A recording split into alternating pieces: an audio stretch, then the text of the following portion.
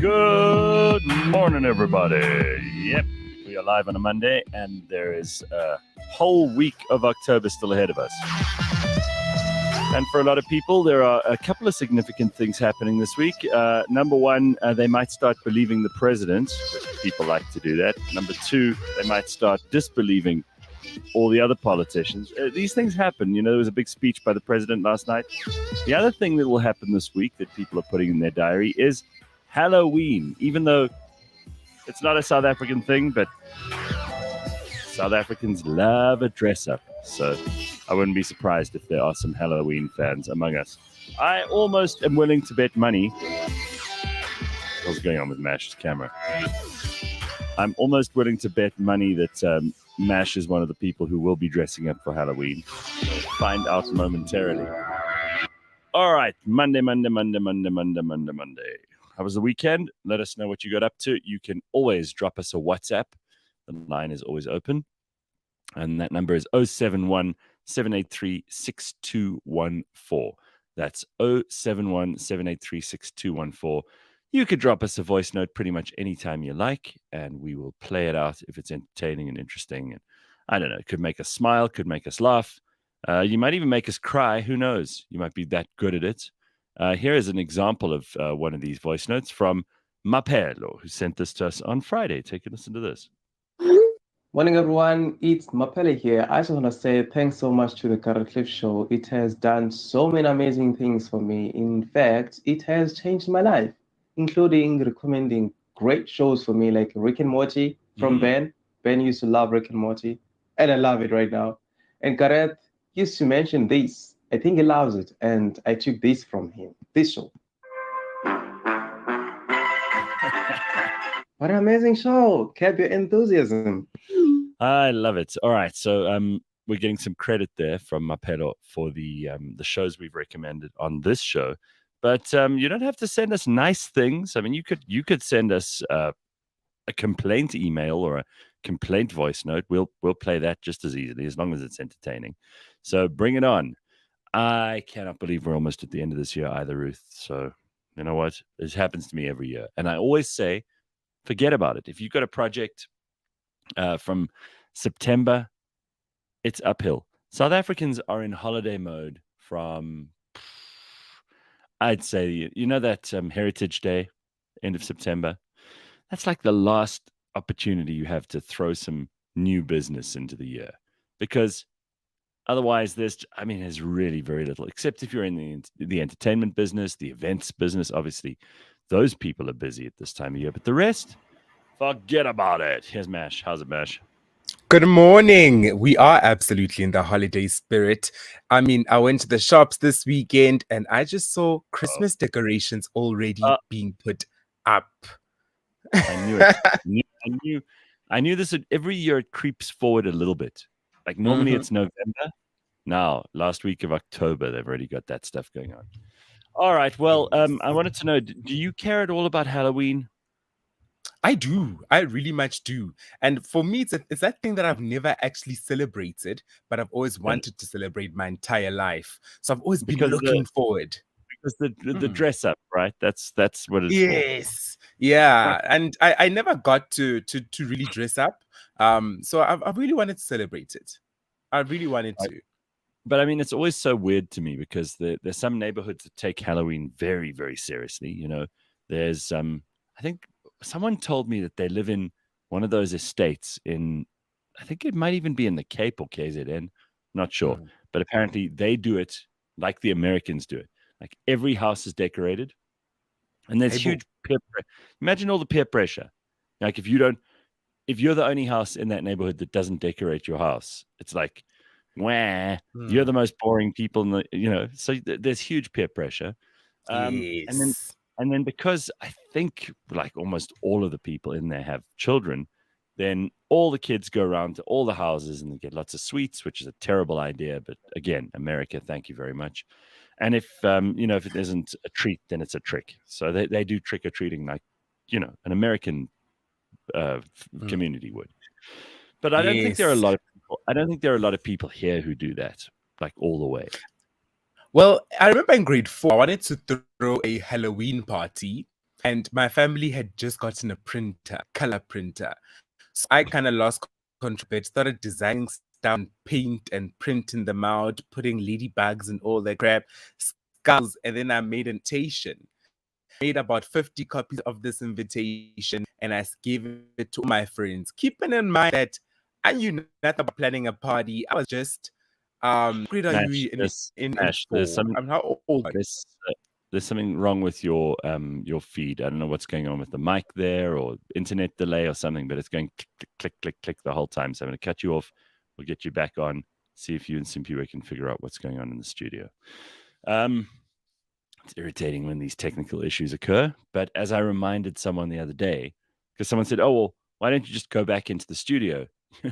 We used to have all the technical issues in the studio without the internet at that point. So, and furthermore, you remember all those guests that didn't pitch because they got stuck in traffic or they took the wrong turn, or there was those aren't technical issues, but they were issues nonetheless when we were in studio. So, got to think about that.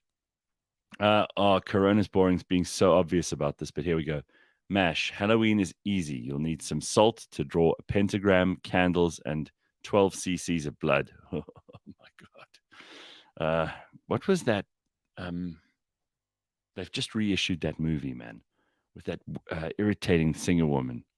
Halloween. It's like they put out this movie just for Halloween. Bette Midler. What's her name? Sarah Jessica Parker, and then the other fat woman. They did a witch movie, and they've just put out another one now. I don't know whether anybody's watched it or not, but that's like a Halloween movie, and they go through, the original Hocus Pocus is what it was called. The original movie was all about these kids like that get into trouble in Halloween and revive these 3 old dead witches from, whenever it was. And I remember watching this, thinking as a kid here in South Africa, I was like, wow, these Americans take this Halloween very seriously. I don't think anyone else in the world does. So I'm not entirely sure what our connection to that is. Okay, let's see what else there is. Gareth van Vieren standing up for me because he's a good human being.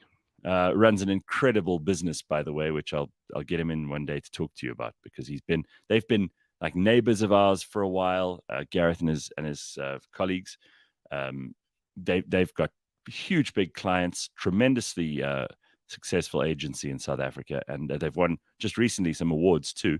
But he says also technical issue of you having to wake up at 4 a.m. to go in. See, only someone who actually knows me knows how much I hated that kind of thing. God, did I hate that waking up at 4. And I still see people doing it. One of my friends sent me a picture on Thursday of her in the gym at like 5.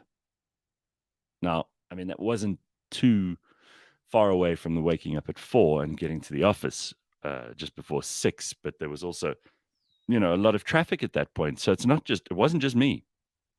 And it isn't just people who go to gym at like 4. So, you got to arrange your day. I do still prefer, I got to say, waking up and doing this show at the beginning of the day. It kind of gives me a chance to think about all the big stories, to talk to people who know what's going on, connects you to the world. Just by the way, another thing, talking about connecting you to the world, we have to talk about this, but we'll probably get into it in the headlines at 6:30. But there was an important family meeting last night. The president called this meeting. As far as I could tell, because I was watching a bit of the live stream, just so I knew, what we were talking about this morning. I wasn't particularly motivated to listen to the president, but he went on for about 2.5 hours. So if I'm wrong about that, then just check, because on the stream, as you take the little, the kind of little video along, it looked like 2.5 hours. Mash, was it 2.5 hours the president was on yesterday? He was on for quite a while. I'm not too sure how long exactly it was, but it was quite a while. Anyway, Ricky says, I woke up at 2 a.m. to watch the Formula One this morning. Oy. Okay, yeah. Listen, if you love something that much, why spoil the fun? And there's nothing wrong with that. No. but imagine how shitty Ricky's going to feel today at work. Okay, so Mash, we were busy talking about Halloween, and I said I still don't understand how it became a thing in South Africa, but maybe just like I watched Yes. this movie, like kids just watch too much American TV, and then they get these ideas. Either way, I suppose it could be fun. Either way, because in grade 4, I was losing my damn mind, and I was so into Halloween. I was hectically into Halloween. I printed out invitations to a Halloween party that no one planned. And I just started giving out these invitations to everyone in the grade. And then these invitations ended up getting to one of my teachers. I'll never forget, my art teacher got this invitation as well. And then she comes to the class and basically reprimands me and says to me, listen, this is Satanism. This is Satanism. wow. You cannot do this. You cannot bring this into our school. We are good Christian people. How dare you? And she just reprimanded me in front of the whole class. And ever since that day, first of all, the other kids were like, yeah, Mash is one of them devil people, number one. And secondly, it was just awkward going forward with this teacher. So I never actually did celebrate it ever since that day. I never tried to. Well, I remember I went last year to a Halloween party, and we all had to dress up, which is fun. I mean, if there's a party with a theme, that's cool. But I mean, some of these people probably spent a lot of money on these outfits that they were wearing. I mean, some of the girls had like really, really incredible makeup on. Like, obviously, they'd had a makeup artist, and I know that lots of makeup artists, this is their best time to score some serious business, because people all want to look their absolute best. You get that moment where even if there's no prize for the best dressed person, it's like you could tell that girl went to a lot of trouble. She's got like the blood and makeup and stuff, and she's got hair in a totally different. That people take it seriously is what I'm saying. Yes. I mean, I don't, but okay. Yeah, I mean, the easiest thing to do is just slatify one of your favorite outfits. Whether you're a nurse or a nun or whatever you want to be, just slatify it and you'll be good to go. Right. In fact, this is probably more available to the girls than it is the guys. But you, as Mash says, you slutify something, anything. You could take an overall. Those overalls that the garbage men wear. You can like cut 90% of it off, and then he's like, "I'm a slutty garbage man," or whatever. Magic Mike. This year, I'm a slutty priest. Yeah, we're good to go. All right. So I don't know if you also got into this on Friday, but everyone was tearing the UK to pieces because of Liz Truss lasting, just a few days in office. So they're now going to try and find a new prime minister, and I believe it's between old Richie Sunak and Boris coming back. There was a very funny thing that I think it was Ryanair put out on Friday.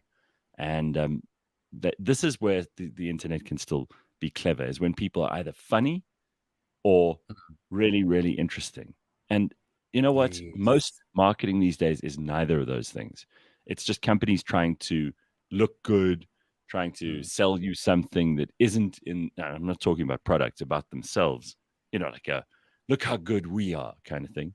This was really clever. So Ryanair said, with a picture of Boris, we would like to confirm that we absolutely will not give Boris a flight back from his holiday, obviously because they don't like Boris. But I mean, even if, I don't like everybody being political in business, but that's at least funny. Oh, it's nice to see something a bit lighthearted every now and then, because everybody's just trying to be so politically correct and safe all the time. Right. Well, just by the way, to bring you up to speed, Virus says now Boris is out and he has withdrawn formally, in the words of Jim, who's listening to us. So thank you for that update. The last time I got an update on this was probably yesterday morning. And speaking of updates on things, if anybody did watch the president's long state, not even State of the Nation, it was just a family meeting address last night. Please let us know. So what I've got out of it, so we can just get this out of the way, because people are going to be waking up listening to us going, why didn't you even mention this? So I'll bring up what I can. It's worth saying that I thought, oh no, this is going to be another irritating announcement about some level or stage that I didn't know about, whether it's ESCOM or lockdown or who the hell knows. Turned out, And I'm only too happy to be reporting something that looks on the face of it to be a good thing. Okay. And I know we've all been burnt before. The minute you think, the president or the cabinet or parliament or anybody's going to do something right for a change, you have to temper that with a lot of suspicion and jadedness and all of that stuff, because you know what the president's done before. He's promised us X, Y, and Z, and then it ends up being a disaster for longer than he told us it would be. So the other thing that it dawned on me immediately, his whole tone was different. He stood up in front of the cameras and he started straight away by addressing state capture. He said, look, we've been involved in the State Capture Commission now for a while. They've sent us all these recommendations. This is where it all starts to happen. And he's basically laying out a plan, which he did over, as I think I read right, 2.5 hours, which he has already tabled before Parliament, which the cabinet has agreed to, and which they're putting into action. They're setting up various new bodies. They're changing the way that the criminal law enforcement system works. They're going after all the people who've been named in the state capture report. They're banning some businesses from working with government going forward. They're going to have a new commission that will decide how procurement works across the whole of government. There was a lot in there that I suddenly thought, wow, the shit must have really hit the fan in the last few meetings that Cyril had, where someone said to him, dude, if you don't do something, not only are the ANC going to lose a humiliating loss in the next election, but you will probably not last until then. So I think he's been, or else again, you know, there are these people who still believe that he's got the long game in mind. And they would have said last night, we've been vindicated. We told you this guy wasn't bad. So I don't know what it all means, but that's what I drew from watching as much as I could last night before I fell asleep. But if you know more, please let us know. We'd like to hear what you think. Maybe I left something important out. So who exactly was he addressing? All the people of South Africa? Yeah, he's basically saying this was our plan. We're now going to implement it and start to go after these people and these institutions that we haven't so far gone after and end corruption once and for all. That's what he said. Oh, okay. Because I'm asking because none of us could have watched it. We all had load shedding. So was he addressing Zimbabwe perhaps? Because none of us saw that. So no, listen, and I also just assumed it was to do with Eskom. That was the most likely thing. All right, so a lot of people are, and I think quite rightly, extremely cynical about anything the president tells us. So Tracy, for example, says another committee to investigate a commission to advise another committee. I'll believe it when the corrupt and accused are handcuffed and marched to jail. Yes. Congo Chris, also cynical, says, I'll believe it when I see it. He's been saying he's going after corruption since he was sworn in. If anything, it's gotten worse. The thing with Cyril is he's in between such a rock and a hard place, because he is caught between trying to make South Africans happy and trying to make the stakeholders happy. So it's a bit of a tough one, because on top of that, he's also friends with so many of these people who are corrupt. Correct. And he was deputy president while most of the really bad stuff was happening. So he can't just entirely wash his hands. But you're right. The stakeholders, as Bulelo used to say, are probably our biggest worry, because those shadowy people.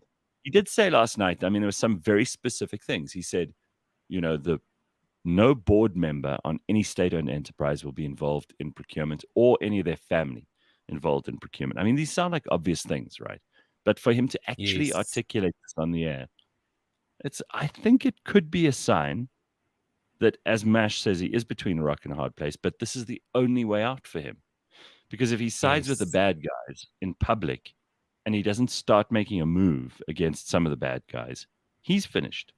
I just want to show you, because we speak about Cyril being the deputy during the Zuma administration.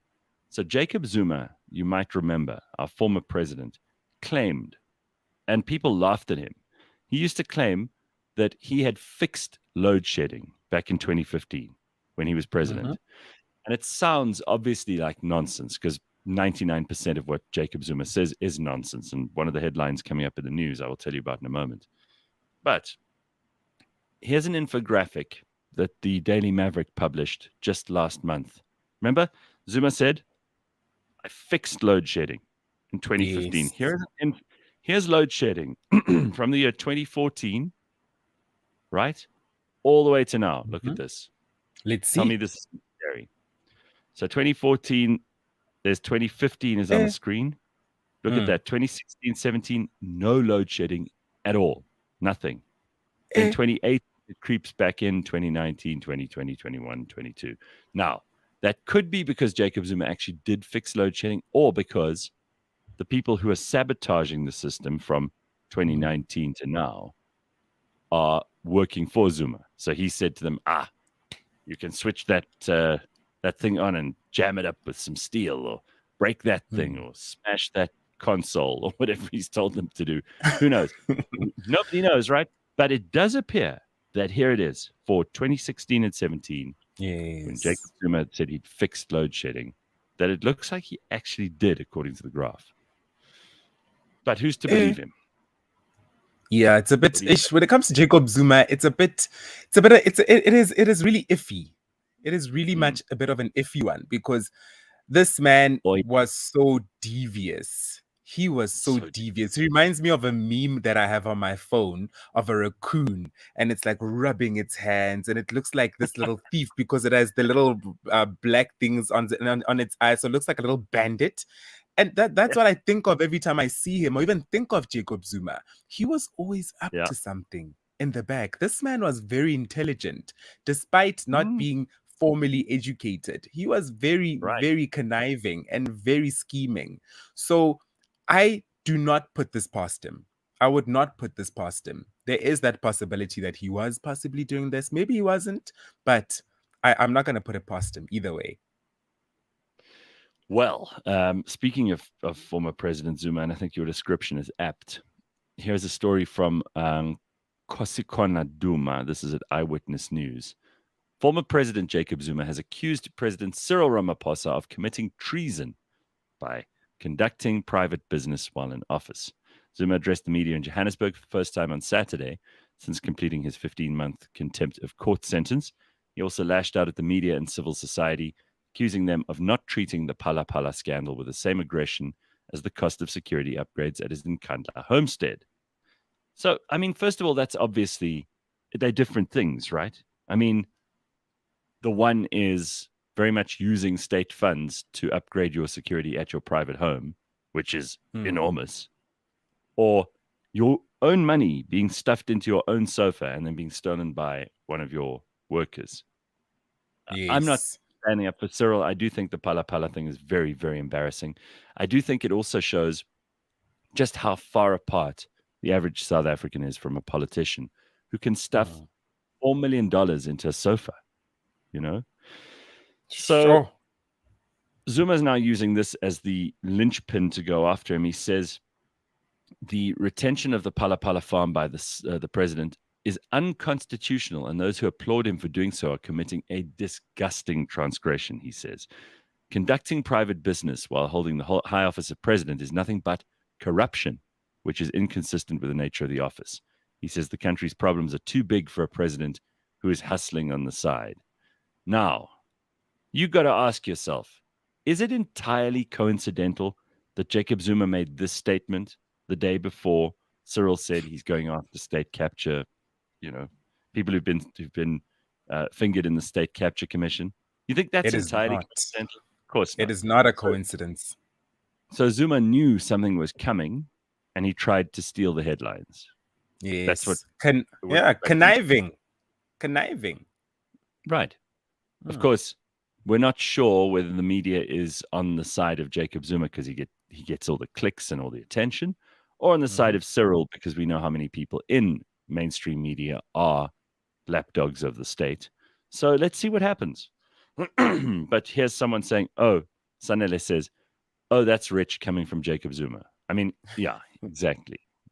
Tell us about your son who lives in Dubai in a huge apartment, mysteriously paid for by someone who's not him.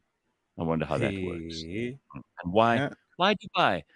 I think that has something to do with the fact that there are no exchange controls between us. Like you can take money in and out of Dubai and nobody's going to ask questions. Or maybe it's also to do with the fact that there's no extradition yet. I mean, we heard it was going to be something like that. It hasn't happened yet. So Yep. maybe it has something to do with you. I don't know, Mr. President. Good point, Sanele.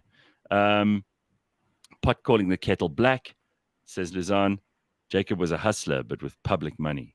And JP Russell says, we had 4 presidents of South Africa make speeches about how cuck everyone else was, but themselves. No accountability. Exactly. I don't want to hear any more like people saying how terrible other people are. So let me just quickly go to this story and see if there's anything else we need to hear. He's attached to this Pala Pala farm thing. He thinks that's going to be the thing that ruins Cyril. And I mean, this happens in politics, right? We knew this. All right, Mash, let's look at some headlines. I thought I'd bring that one in because we were already talking about it. But Stellenbosch has suspended another student for urinating in a fellow student's room. Oh, God. Why are people pissing in each other's rooms in Stellenbosch? The university suspended a student from his residence after reports that he urinated in the room of a fellow student in the early hours of Saturday morning. Could it be that they're just drunk, so drunk that they pee wherever they... I've seen this happen. It's happened to me before. There's videos of me peeing in someone's room. Oh, my God. See? Okay, yeah. So tell us, Mash, you just couldn't hold it in? Well, first of all, I couldn't even remember, so I can't even answer that question. But I remember just waking up in the morning and my friends were like, what the hell was up with you last night? I was like, what do you mean? So we had Oros with vodka. We didn't have Dash. So we just mixed Oros with vodka. And we just drank until, one of us became blackout drunk. And then apparently they tried to wake me up and are like, yo, go pee or else you're going to pee my bed. And I just peed on the door in the room, actually the bathroom door. So that was fun. But I do understand to a certain extent that is a possibility, but I'm not saying that's what happened there at Stellenbosch. Yeah, I don't know what's happened exactly here. Nobody will, but they're obviously going to do an investigation now because this has become a sensitive issue. By the way, I can't help thinking that the last time when people were making it a big issue, it just went away, which means that obviously it wasn't. It was made up by the media. Yes. And also, what race were they? That's also what is going to determine whether or not it becomes a big issue. Correct, which it shouldn't, but let's see. So apparently the implicated student was suspended from the residence on Saturday. Will continue to use all resources, blah, blah, blah. Last month, I'm just trying to find it. Doesn't look like anything here. They don't even have any race issue here. Yeah, so there's no race this time. It'll go away. I mean, listen, it'll just go away. I'm going to chalk this one up to just drunk students doing what drunk students do. Okay? Let's just move on. I really don't think that's an issue, but there it is. It's in the news. And they want you to focus on it because they want you to think that South Africans hate each other. Absolutely. That way the politicians can keep on trying to squeeze their chokehold a little tighter on all of us. The DA has rejected Popalatse's plan to win back Joburg. This is interesting. Apparently, the party's federal executive says it cannot work with a party, the EFF, that says it's okay to kill whites. Well, I mean, if you're not going to work with someone, that's probably a good reason not to work with someone. If they say they're going to kill another kind of person and they bring race into things, that's not really the greatest thing. I mean, I wouldn't want to be in a coalition with people who do that. Who literally say they're going to kill people. I mean... Yeah, I think that's a pretty bad. Yeah, that's a pretty bad political statement to make. Even the worst regimes in history didn't go to the polls with "we're planning to kill these people" or even "we prefer those people to those people." There was obviously loads of that as soon as they got into office. But you can't win elections by just saying you hate a certain other race. I mean, let's see what happens. Certainly not going to be a part of any coalition of other people who don't like that stuff. Yeah. We'll see what happens with Mpho's plan. We're going to have her back on the show because we tried to have her on the Burning Platform last week, but it was just a terrible, terrible connection. She had load shedding and a whole lot of other stuff. And so she was she promised she'll come into the studio in the next little while. All right, Mash, you want to hear some more stuff? Yes, please. Apparently, there is a huge company in South Africa that is now going to introduce the 4-day work week, which we've spoken about before. Remember? Yes, we spoke about it, I think 2 weeks ago. You weren't here 2 Right. weeks ago, maybe 3 weeks ago. I was on the show when we spoke about it. It seems to be a fad, and it's something we've talked about on the show a lot. A theoretical idea that'll never be a reality, but the dream has come true.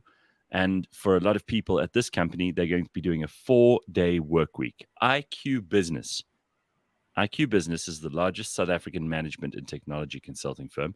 They said in a statement they'll be one of the first businesses in the country to do the 4-day week pilot.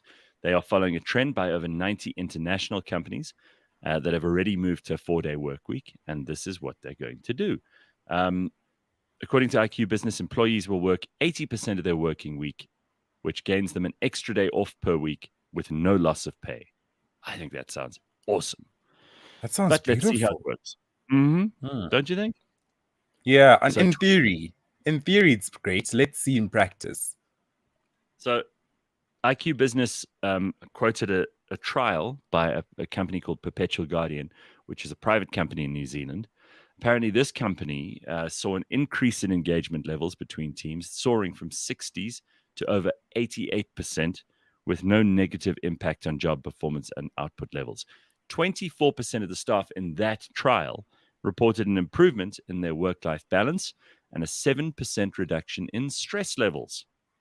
The long-term effect of the 4-day week resulted in improved performance, reduced absenteeism, and an increased capacity to attract top talent to the firm.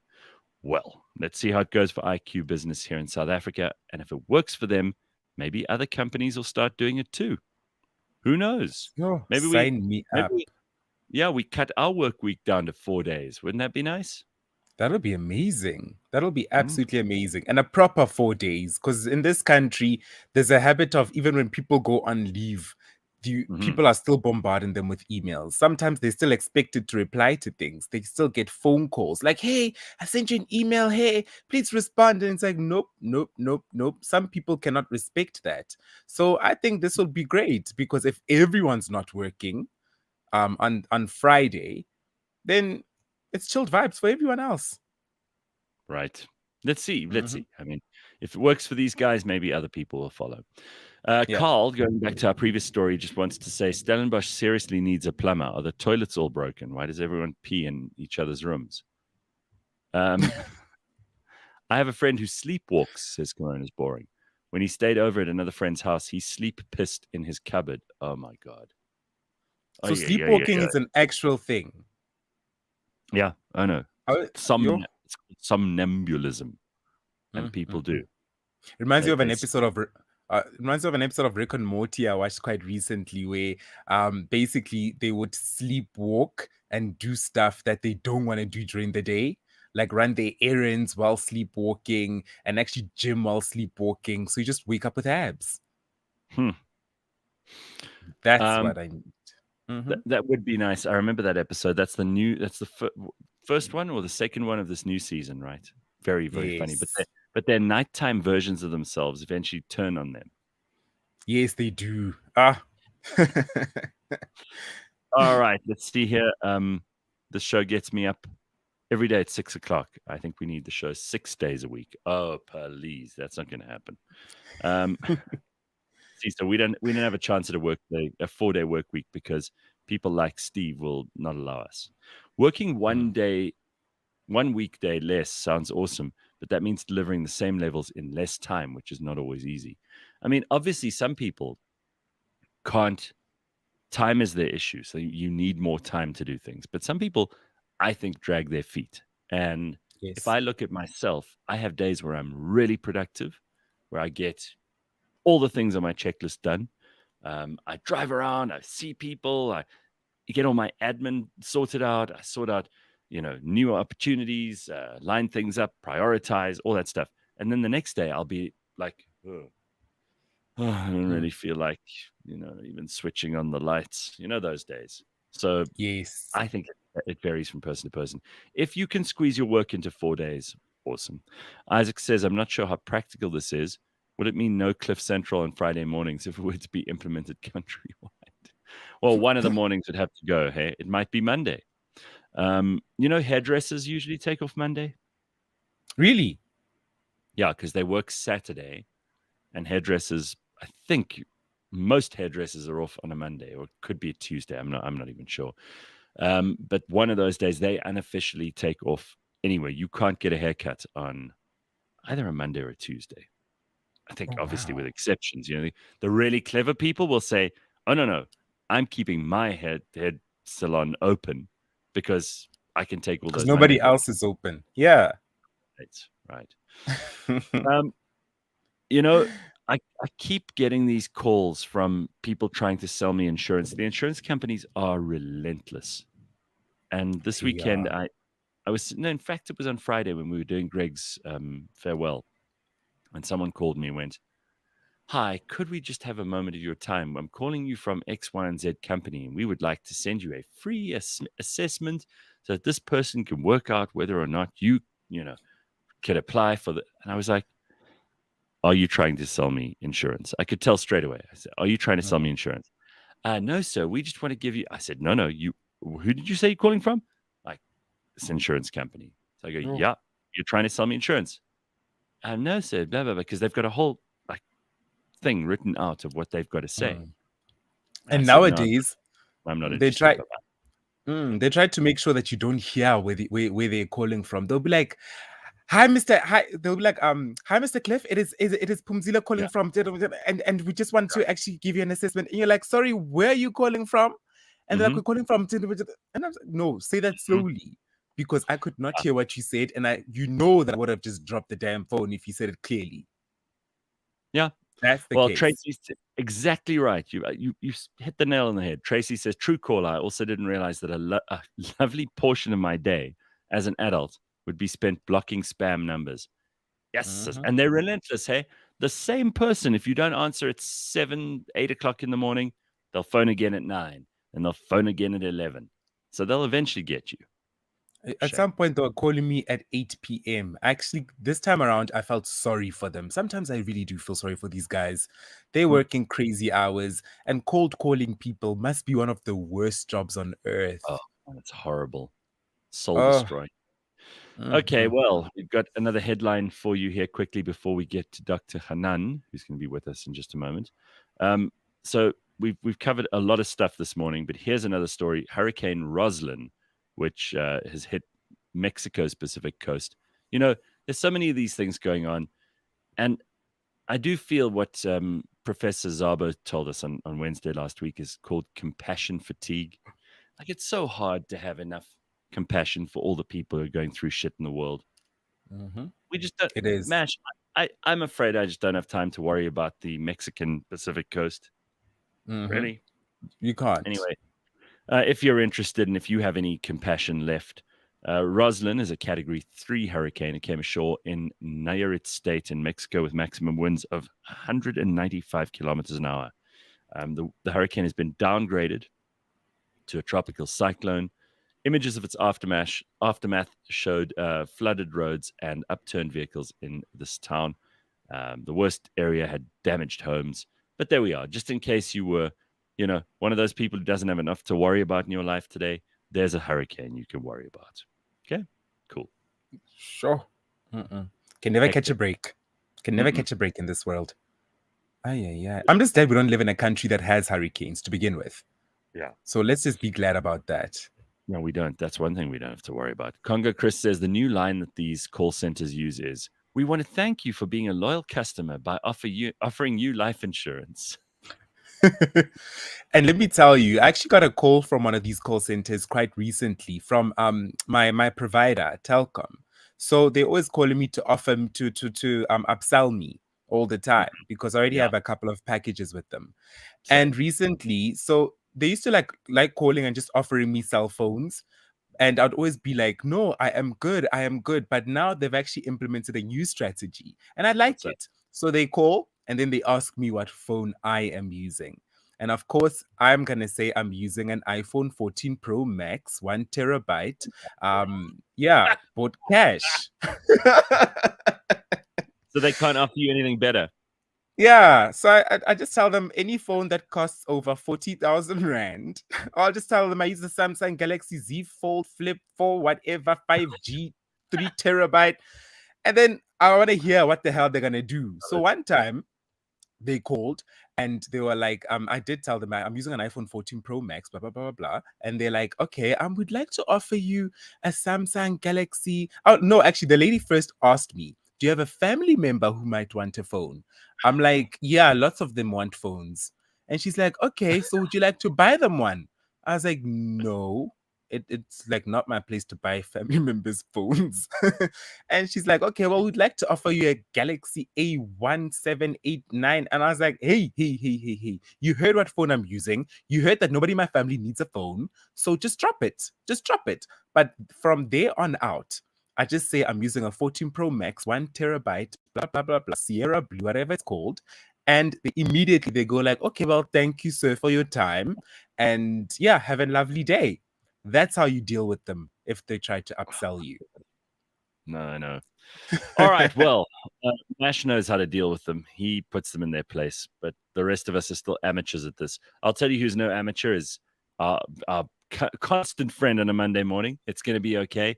Dr. Hanan, who is a renowned psychologist, head of the Anxiety and Trauma Clinic in Johannesburg. How's it, Doc? How are you? Hey, guys. I'm doing well. How are you? Awesome. So let's just get into this email from Steph, who, we've asked people to send us more than just have you come on and tell us all about certain disorders or whatever, which is, I think, very interesting. And a lot of us want to know about that stuff. But it's often more interesting to hear someone else's issue. And then you can obviously help us try and understand it and maybe give them the advice that they're looking for at the same time. If you would like to have some issue resolved, you can send us an email, contact@cliffcentral.com. We will pass it on to Dr. Hanan. So Steph sent us this email. She says, I'd appreciate it if Hanan could discuss making and maintaining adult friendships. As kids, we're put together with other kids at school, and usually we manage to make friends quite easily, even if we don't have much in common. As adults, though, it's a different ballgame.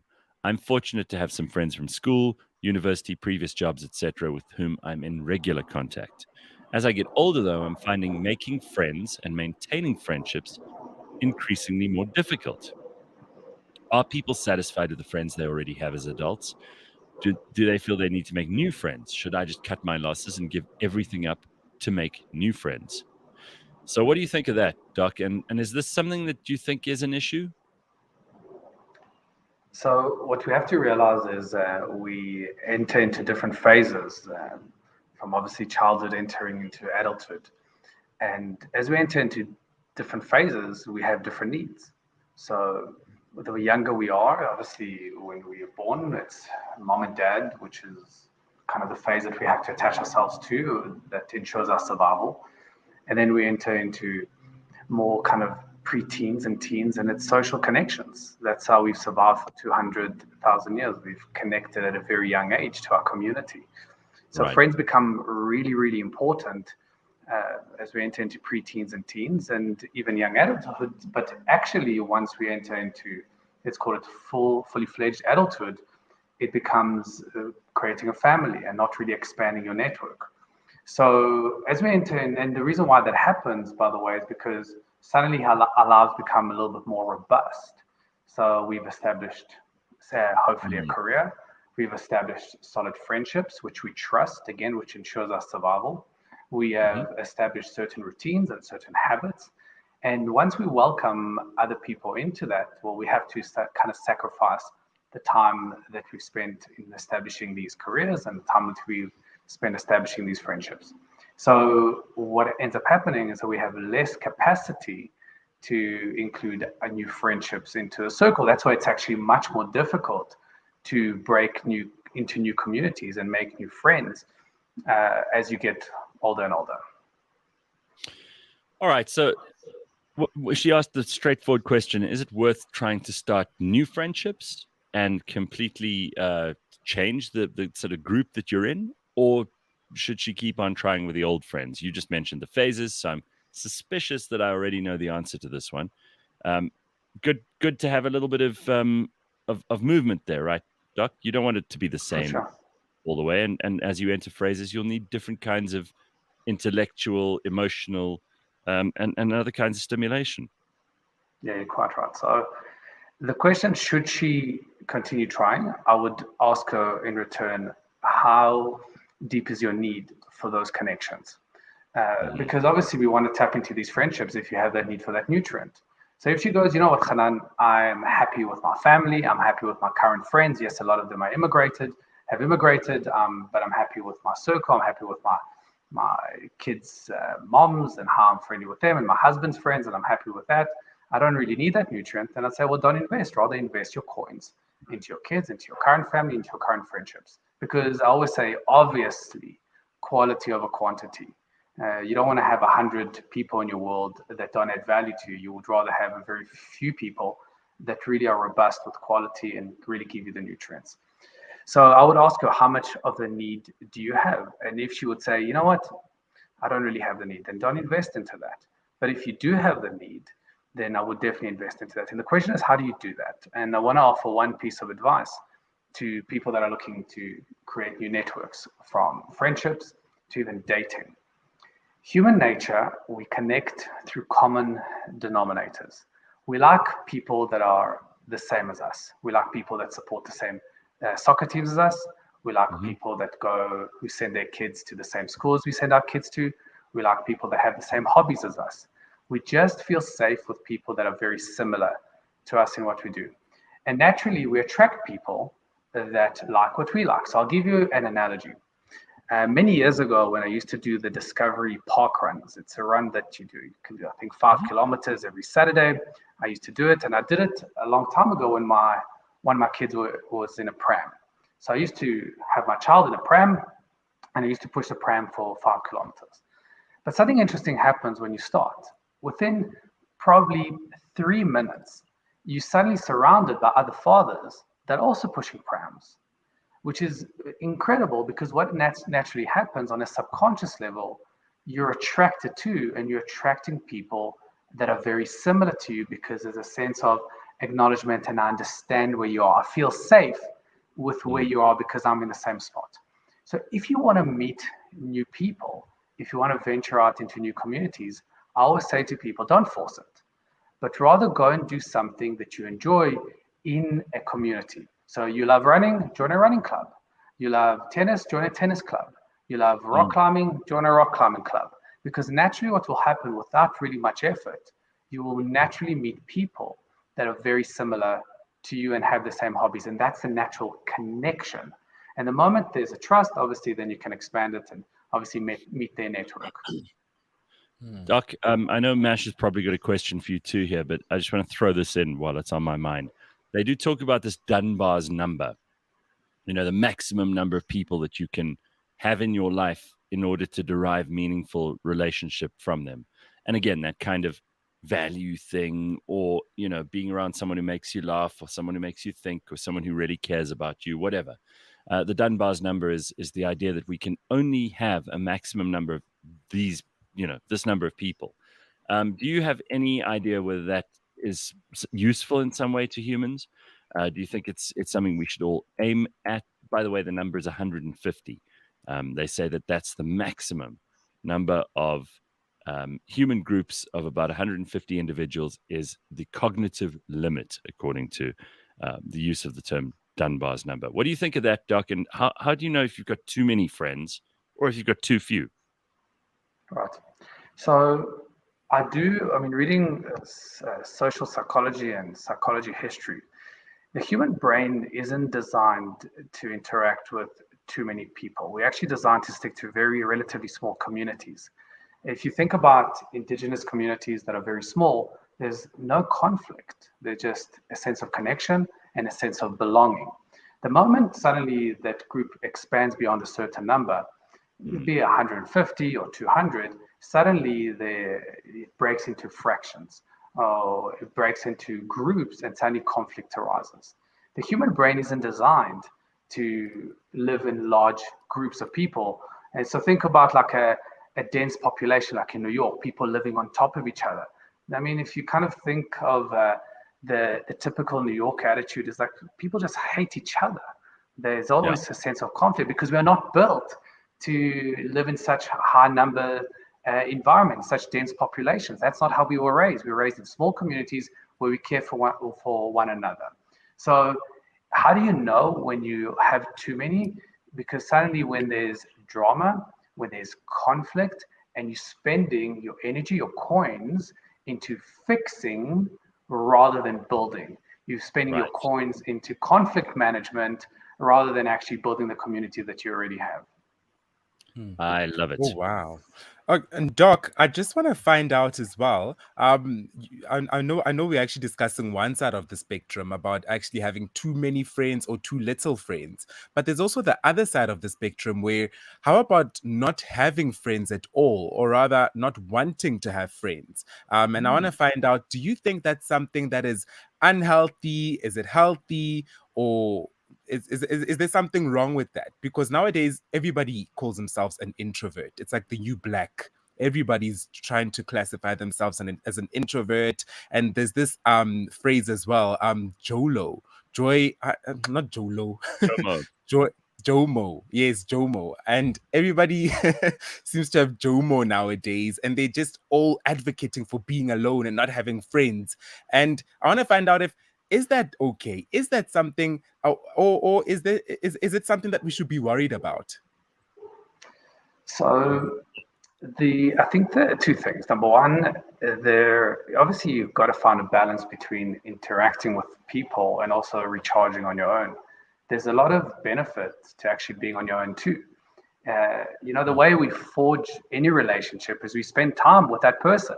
And the way we forge a relationship with ourselves, which is probably the most important relationship that you'll ever have, is spend time with yourself.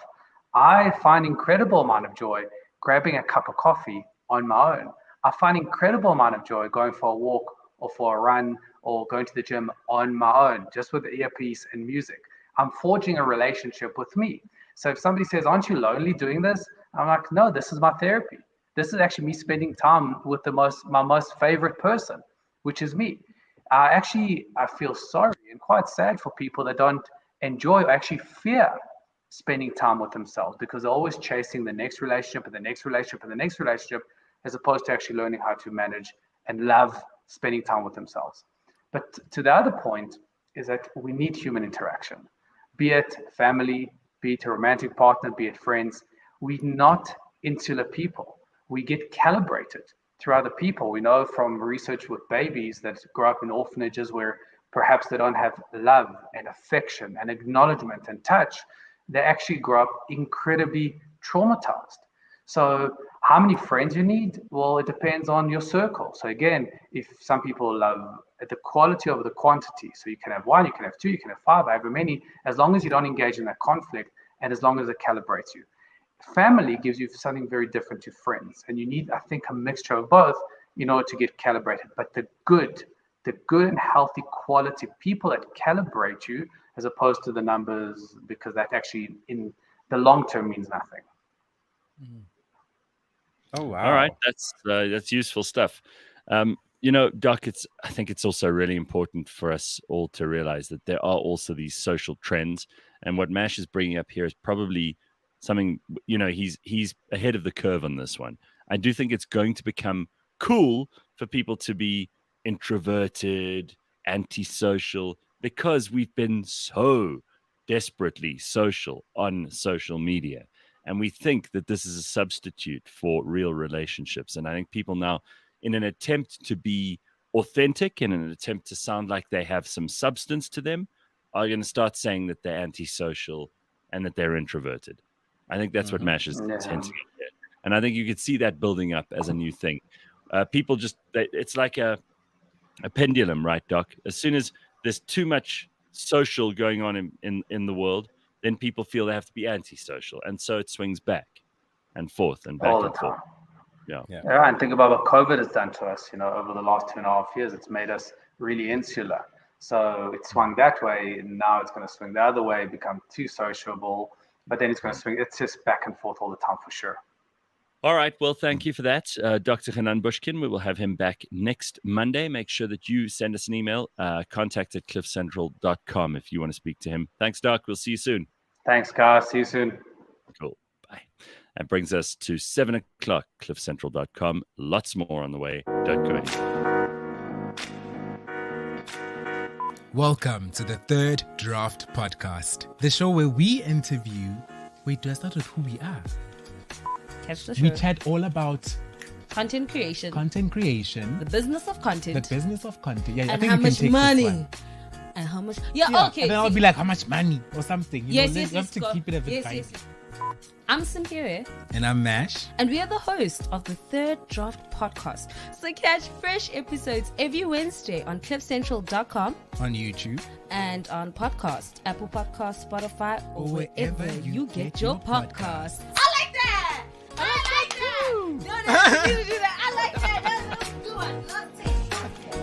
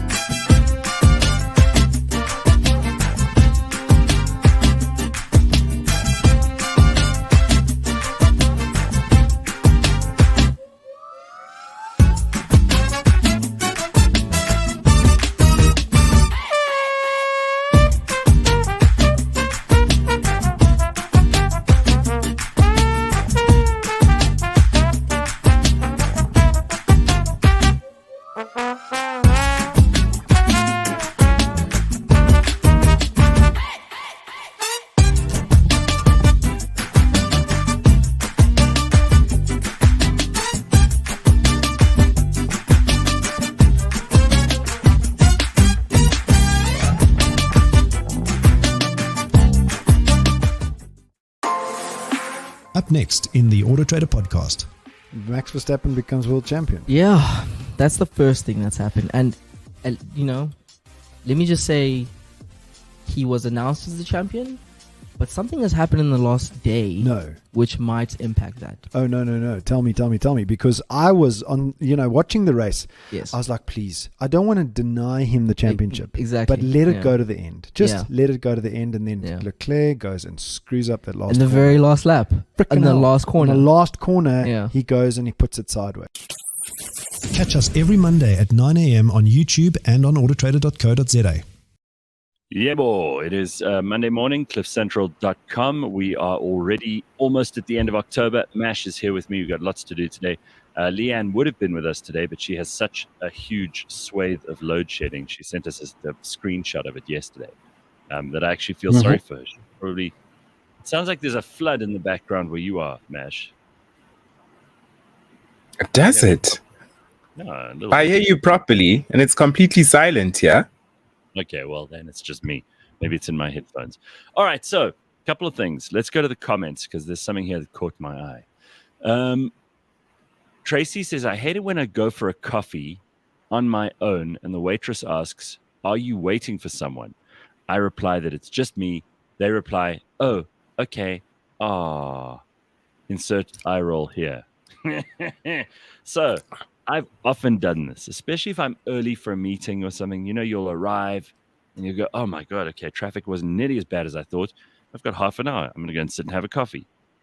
And I did this the other day before I had a haircut appointment, right?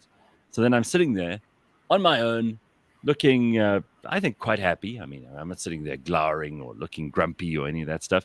And I order nicely from the waitress. And I thought, well, I've got like almost 35 minutes here. I'm going to order a little sandwich as well. I hadn't eaten lunch. And I'm sitting there on my own, perfectly happy. But you can see some people, when they sit on their own, they're not happy. They're always on their phone. Yes. They're trying to look like they're waiting for someone, but they know that that they sat down, and when they get up, they're going to get up and it's going to be just them, and that's okay. Like, why are some people so insecure about sitting down on their own? Some people just can't be alone at restaurants, alone in public, period. And it's the saddest thing to witness. I used to be one of those people, by the way. And for me, it was because of, I think it is a story I have told you before, Gareth, of the time I went to a restaurant in Clarksdorp. And as soon as I got to the door and I said, table for one, please, the waitress was like, the whole time. Jesus. So she actually laughed at you. She kept giggling. She kept going, okay, follow me. And then I order a gin and tonic. Just one gin and tonic. And she's like, okay. Brings my gin and tonic. She's like, are you ready to order? I'm like, I'd like to have a waffle with ice cream and berries and blah, blah, blah. And she's like, dessert with gin and tonic? I was like, yes, just dessert with gin and tonic. And then she bought my stuff, and she just had the most snucksest attitude I've ever experienced in the service industry. How judgy is she about your gin and tonic with dessert? I mean, like, that's not Bro, very nice. Huh? From giggling to judging me, I was like, damn. In fact, you don't deserve a tip, chair. But I ended up giving her a tip of like 5 rand. So I think it's okay. It's not only okay to go to a coffee shop or a restaurant on your own, or a movie. It should be part of everybody's. You should test yourself. If you've never done it before, you should do it today or this week. Make a time where you go to see a movie on your own, or you go and have a meal on your own, and don't worry about it. I think that it makes you stronger. And if those people makes you stronger, sounds like it's a therapy. But if those people who judge you, are giggling like they did in the case of Mash's horrible waitress, or in my case where I was sitting there smiling and everybody around me looked nervous. Maybe it's because they're nervous of me. I don't know. But whatever your case is, I think it's good to get out there and push yourself a little bit. I think that the people who make the biggest fuss of other people being on their own are people who are terrified of being on their own themselves. I think that's usually true. They're judging you because they know they judge themselves. Yeah, they're the same people who come up to you and go, "Oh, shame. Are you still single?" You go, yes. Hey, I'm story of my life. I'm okay. And then you realize, oh no, it's because they are very, very sad if they're on their own. Can't handle it. Yes. Ancient Ether says, yesterday I had a gin and tonic with a slice of cheesecake. It was the highlight of my afternoon. You see, this is what people must do. Solo dates are an absolute vibe, says Simpue, our own Simpue Mtetwa. She says, regularly go out to restaurants on my own and I don't care what anyone has to say. See, this is a thing. This all comes from you mentioning to Dr. Hanan that there are people who are claiming to be introverts and they don't need anybody else. They don't want friends. That's where this all comes from, right? It is a real thing, and it's so widely spread nowadays. I mean, every single person I talk to nowadays, I'm an introvert. You know, on weekends I just watch series and watch movies. Those are my hobbies. First of all, watching series and movies is not a hobby, but that's not the point. The point is, it's now a big deal. It's now a big deal being alone. But Gareth, speaking of being alone, the opposite of not being alone is being out and about and clubbing, which is what I did this weekend. It was wild, crazy, lots of fun. What did you do? Tell us. I went to Cubana in Midrand. It was a friend of mine's birthday, and it was packed. It was packed, and we had lots of fun. You know, we had booked like a table, and we had the sparklers and all of that. You know, the usual stuff. It was lots of fun, and I actually ran into other friends of mine who I haven't seen in a long time. And they said, listen, we're just walking past. We're going to the club next door. Not even a club, the lounge next door. And then we just saw you from the back and we just saw you from the back and that's MASH. And they decided to come in. And we just ended up having a blast. So much of a blast that when Cubana closed at about 3 a.m., we decided, guys, where to next? So we decided to actually go to another club in I think it's in Rosebank, Montana. We decided to head out that side as well. And on our way there, we witnessed a car accident. And Oh, it shit. happened live in 3D. When I say in 3D, I mean pieces of the damn accident flew at my car. That's what I Right. mean when I say witnessed it in 3D. Okay, so first of all, this is early in the morning. It's 3 a.m., right? Yeah, it's like 3:30 at this point. So, okay. So, I mean, to see, mhm. was it was obviously like a drunk person or something like that, because at that time of the morning, you have people falling asleep. You have people that are way too Yes. drunk to drive, people who are, there are roads that don't have lights on them, blah, blah, blah, blah, blah. Plus, of course, is this Saturday? Yeah, more like Sunday morning. Sunday morning. Okay, yeah. Um, But mhm. why I'm asking is because there was quite a bit of rain on Saturday, so that means that again the roads were also a bit of a disaster because people can't Yeah. drive when there's rain, and people slide around on the road. Okay, so horrible. What Yes. what did you see? So there was a car driving pretty slowly ahead of me. So me and my friends actually decided to convoy and go to the next location. And also, fun fact about me, I don't drink when I'm out. I just drink water. I just take Mhm. a shot when I arrive, and then the whole evening I'm just drinking water. But I have Poor as you. much fun as everyone else. You have to be the designated driver then, right? Yes, basically. But I have as much fun as everyone else. That's the fun part. So this red car I see in my mirror, it was a Golf 7 GTI or something, and it's red. And you know the stigma with red cars. Mhm. I mean, if you drive a red car, you are presumed to be a little bit reckless. So this Mhm. car is coming super fast behind me, and I'm like, ooh, let me go to the slow lane, chair.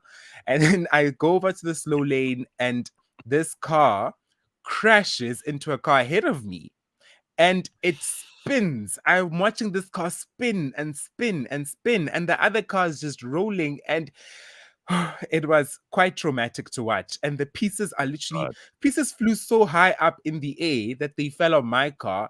As my car got there, my car took like I'd say 30 seconds to get up to that point.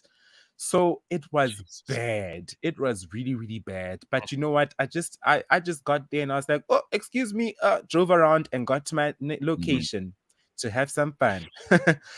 Yeah, you know what, Mash, it's horrible to see, and it kind of plays over and over in your head. I mean, I remember, I Mhm. saw an accident too once, not as horrible as the one you just described now, but it stuck in my mind for weeks after the fact because you don't know who's in it. Someone could have died. Someone could Mm. have been really, really badly injured. You can't think about it too much because it'll actually just stop your whole day from proceeding normally. And Yes. you also are now you're having to swerve and miss things because this is all happening in real time in front of you. So you better be like paying attention. You can't be Mm. worrying about the people in those cars. You got to be worried about the people in your car. And then you're driving Yes. around it. And I mean, it's like it takes a serious amount of being disconnected from it for you to actually be able to kind of steer your way through it yourself with your people. Not a nice Mm. experience at all, right? And you can smell that smell, and you can see everything in kind of technicolor. And because you were sober, I mean, to see that kind of thing Mm. on the road in front of you live is just that's properly traumatizing. It was really traumatizing. I had to avoid dashboard on the actual road, pieces of dashboard. Hmm. It was a very traumatic thing to witness, and I do hope those people are okay. I really do. And yeah, I mean, geez, it the most infuriating thing about car accidents, period, is just how much they inconvenience you. Oh, I Just know. how much Okay. they inconvenience This you. sounds so selfish, but you're right. I mean, like, I don't actually care what's happened to the people who caused the Mm. accident, but everybody else, and there could be thousands of you then who are stuck. You have to wait and wait, and then someone has to clear the road, and Yes. traffic's trying to get Ush. past, all that stuff. And if you ever think you don't matter, just look at how some nameless, faceless idiot on the roads can cause that much trouble for everyone. Yes, yes. So yeah, certainly do hope the people are okay. But yeah, apart from that, that was my weekend. Just a bit of clubbing, just a bit of PTSD, and yeah, it was lots of fun nonetheless. It was lots of fun. PTSD. I like it. All right. So one other thing that we wanted to get into is generators. We obviously all are back in load shedding. I think there was one day last week where we didn't have load shedding. Was there one day? and then suddenly they put it back stage 4, now stage 3 or whatever it is. I don't even want to talk about those details. But the generators, we've got to talk about the generators. The generators are going to be the end of me. I used to be an advocate for generators. I used to say, Amandala generators, Amandala. But now I'm at a point where I'm like, Scrooge freaking generators. I don't want a generator near me at this point in my life. Because in South Africa, most of us are used to communal living, which is complexes, where we're all sandwiched on top of each other. And same for me, same applies to me. But one of my freaking neighbors decided to get a generator and they run it outside on their stoop in the complex. And now the whole damn complex must listen to this person's generator. They actually make a huge noise. They make such a racket. Yes. It's not, that's not the kind of noise that you could just ignore. I'm sorry. It's ridiculous. It is so annoying. And I'm just thinking to myself, this is so inconsiderate. You could have gotten a UPS. You could have gotten a battery pack. There's so many other silent solutions you could have gotten. But you decided to get a generator. Sorry, I can't hear you over the sound of my neighbor's generator. I got to say, though, like, I think it's much, much worse in a building where you live with a lot of people and everybody's kind of packed tightly together. It's an apartment building or whatever. Obviously, if there's a little bit more space, the noise isn't as bad. But you must hear, like, this neighborhood I'm in, because my house has nothing, no generator, no solar, none of that stuff. So when the lights go out, I have mostly silence. But then if I listen carefully, I can hear it going in the background. And if you're trying to sleep and that's on the exact other side of the wall to where your bed is, you're not going to get to sleep. Sorry. You cannot. And I've always heard people saying that. I remember in school, other kids would be like, yeah, we have a generator. We watch TV with a generator. I'm like, how the hell do you watch TV with a generator? How the hell do you hear the TV? Or is the generator maybe 100 meters away? Is your yard that big? So you're not happy about this, huh? I am very pissed off. This neighbor of mine ran their generator even at night. I'm like, what the hell are you powering at night? What are you powering? Go to sleep like the rest of us. So it was actually really frustrating. This person got their generator in middle of the week last week. So it was a bit of a slip for me. Quite a slip for me. But nonetheless, I'm even thinking of getting one myself just to get back at them. I really am. But instead of doing that, I think I'll just get myself a UPS and just get something silent, because there's so many silent solutions. Put on headphones. If it really bugs you, put on headphones and ignore them. Somebody else said here, Tracy says, just start up a lawnmower, then you won't feel left out. With what yard, Tracy? Stronger Chris says it sounds like MASH has generator envy. You know what? No. It's not just the sound. The other thing about the generator is that smell, that smoke, the diesel. I mean, that's not something pleasant. It smells vaguely industrial. And there is sometimes some of these old ass generators, they make a lot of smoke as well. So you got to just be a bit considerate. It's the same as every week we talk about this.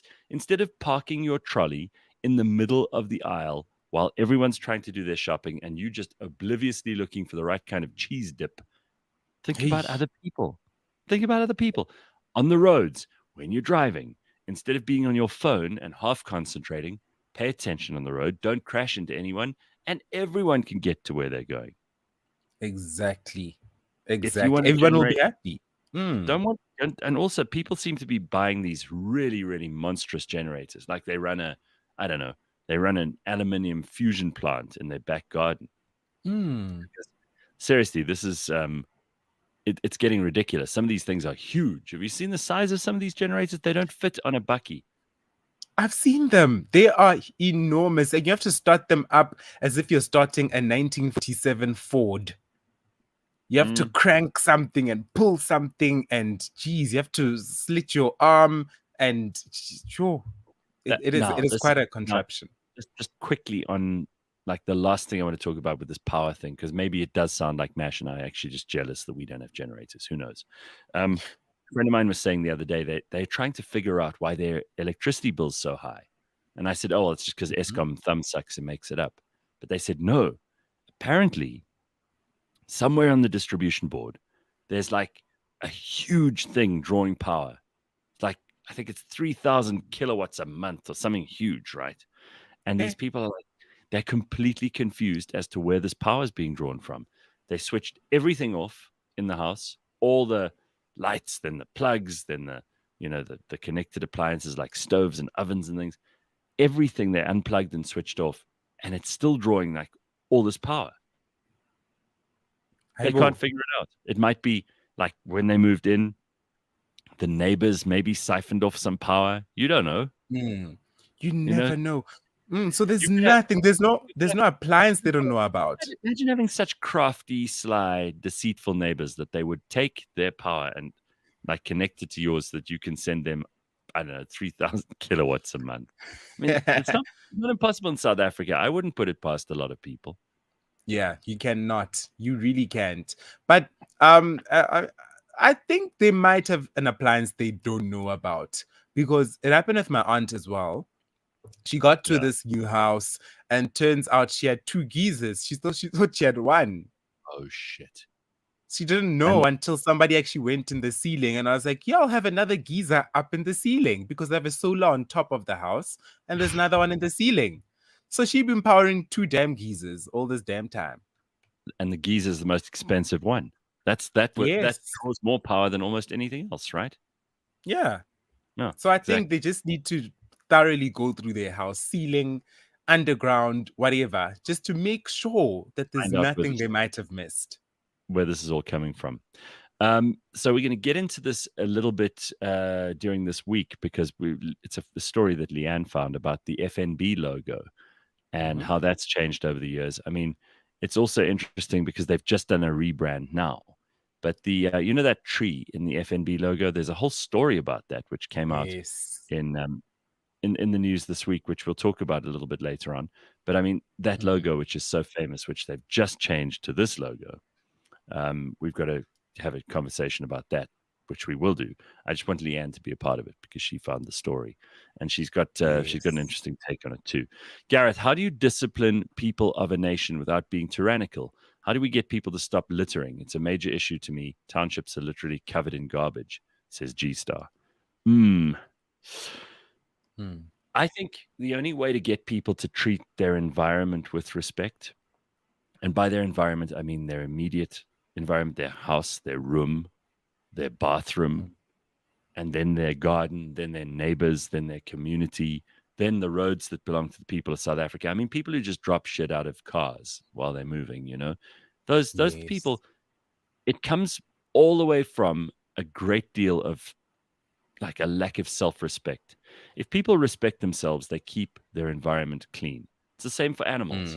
If animals are trying to raise young and they're trying to do something, from birds that build nests to, mammals that have a range or whatever, if they're predated upon, they're weak, they are ostracized, they're insecure, then they don't look after their environment. They don't build a home.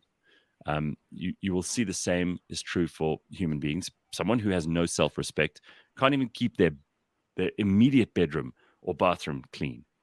And then beyond that, it's a real sign of where you see yourself. Someone with no self-respect, it always is untidy and disorganized and all of that stuff. And someone with a tremendous amount of self-respect even does other people the favor of not messing on their property or on communal property. They have enough self-respect to want to keep everything around them in order. And I think that's probably where it comes from. I don't know how we get people to do that, because you then have to raise people's self-respect. I don't think that there's a way to do that automatically. Onkopotse says South Africa has officially become Nigeria. In what respect are we talking about? The generators? That is very important. That's very important it's very important to distinguish there. But go ahead. What you just said, the whole self-respect topic, it does begin at home, and it does begin with how you were raised. And this is a conversation I did have quite recently with my roommate about how, because I kept coming home very late last week, I've been just busting my ass off. And every time I'd come home, well, not every time, but there was one day I came home and like it was a bit messy. Dishes weren't washed, you know, and she was just watching TV. And I just got home, put my bag down, started washing the dishes. Keep in mind, I haven't been eating at home much. So these are her dishes. And she felt so bad. She started apologizing and all of that. And I was like, no, there's no need to apologize. Just do it. And also, there's no such thing as these are your dishes or these are my dishes. This is something I was taught from a young age at home, that these are dishes. If you live in this household, these are dishes. It doesn't belong to anyone. It's for all of us. So even if you ate and I didn't eat jack in this damn household, I'm going to wash the damn dishes. Even if I Right. come home and there's a mess on the floor, I'm not going to say, oh, it's your mess, you should clean it. Mhm. I'm going to clean that mess. And that is something I was taught from a young age, that it doesn't matter who made the mess, clean it. I mean, something that I'm also implementing here in the office, that listen, clean your damn cups.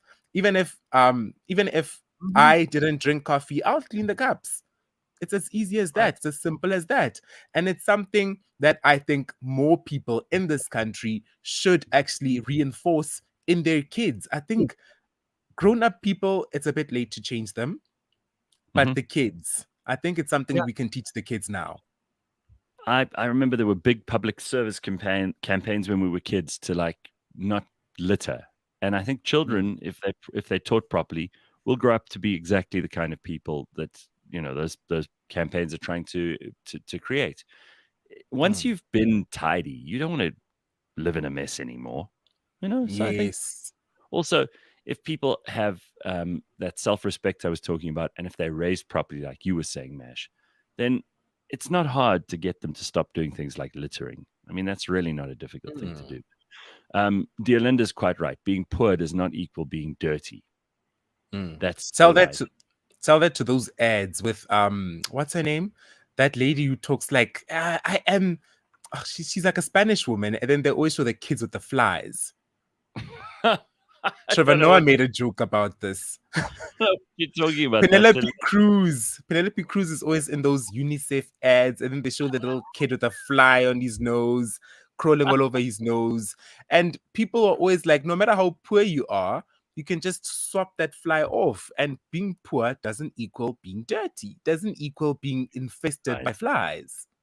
No, you're right. Absolutely.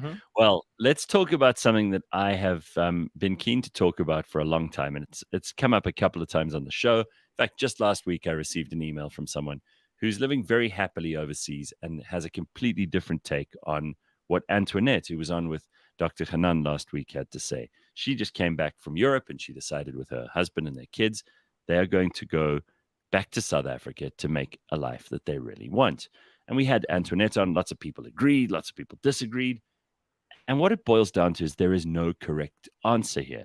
But since we're talking about it so much lately, and it came up this morning again with Dr. Hanan about friends, having friends who might have emigrated, friends who are coming back. It all depends on what people want in their own life. I'm not going to tell anyone what to do, but I think there is a lot to discuss here. And one of the people who's probably the most obviously at the forefront of coming back to South Africa after you've emigrated is Angel Jones. Now, you'll remember Angel launched something called Homecoming Revolution, which has changed its name to HomecomingEX, and she's on the line right now. Angel, how are you? I'm really well, Gareth. Thank you for having me. Good morning.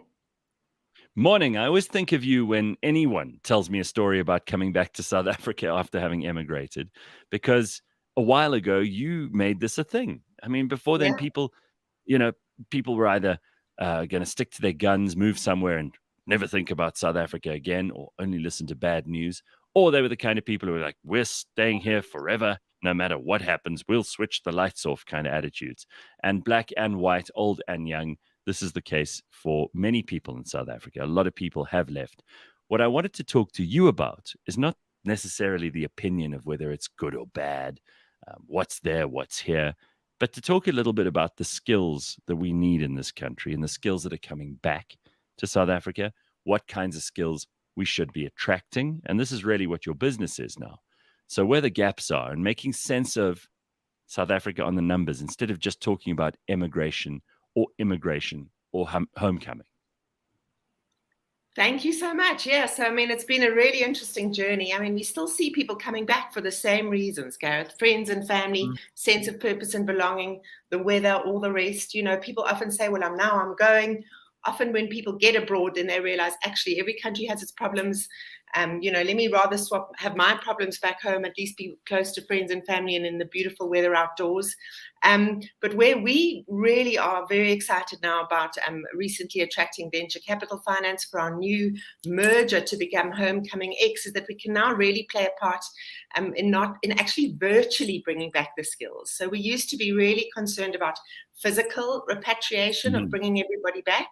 But now we can do it virtually, and we're seeing gaps all over the show. I mean, interestingly, you know, obviously in your tech space, but a lot of in your health space, your FMCG, your consumer, your financial services, logistics and supply chain. So we've got representation of Africans, South Africans, Nigerians, Kenyans, all over the world, and across the continent. You've got deep expertise. I love that. We'll get into some of those virtual jobs now, which will enable people to kind of make a contribution to South Africa and to earn a living from pretty much anywhere in the world, and for South Africans to do the same for companies overseas. But let's just talk about something that I think we can't avoid. All these alarmist headlines, you know, for the for sale signs that we see on the lawns, people leaving the country, the brain drain, which they always talk about. And we hear about this every single day. I also hear personal stories and anecdotes from friends. And I go, oh, that's someone who's quite good at what they do.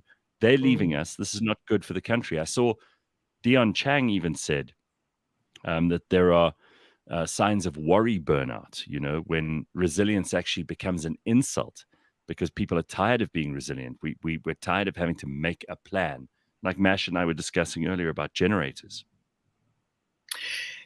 Yeah. I mean, we've been doing this thing for 20 years, and I must say, you know, there's a headline going, now it's the end of South Africa. Now it's the end. Now it's the end. You know, I've been hearing this over and over and over for 20 years, and there is no question. This country has absolutely got its problems, and we've got unacceptably high levels of crime, unacceptable employment rates, obviously dodgy electricity. I mean, we could go on and on into it.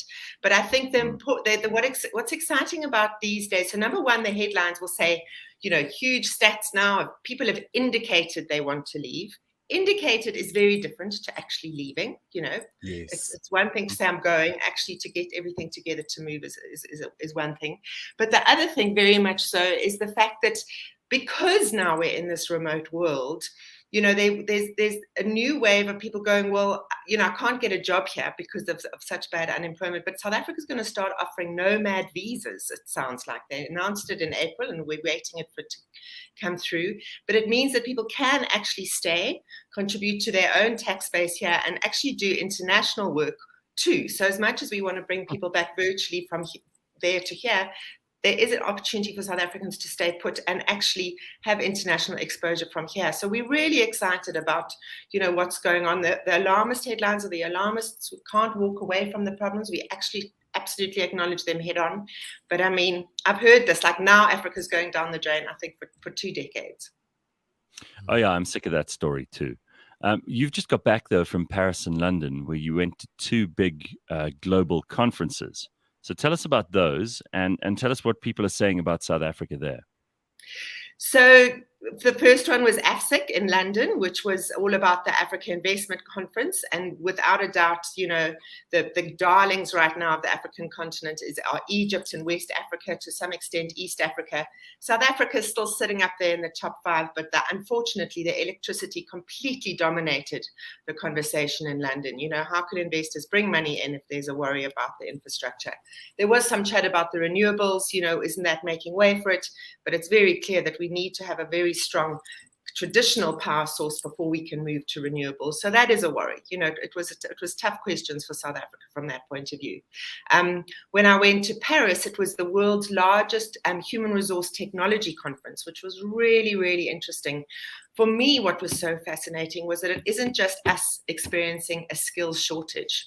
In fact, they did a survey and they found that almost 80, let me get the figure for you so I make sure I'm telling you the right thing, in terms of the scarcity of talent, is that globally 86% of enterprises consider talent shortage as a key barrier. So we are absolutely experiencing this this talent shortage, not just us, but all over the world. And there've been some really interesting power shifts. Before, and then I think in our grandparents' age, it was all about the Industrial Revolution. You've got to stay at work for survival, full-time, only one job. Now, Information Revolution is our generation, and the younger generations, the Social Revolution, where the people really want the quality of life. And it's moved from the person must fit the job to really now the job must fit the person. And we're seeing more and more how actual companies have to work super hard to make sure that they can attract the right talent.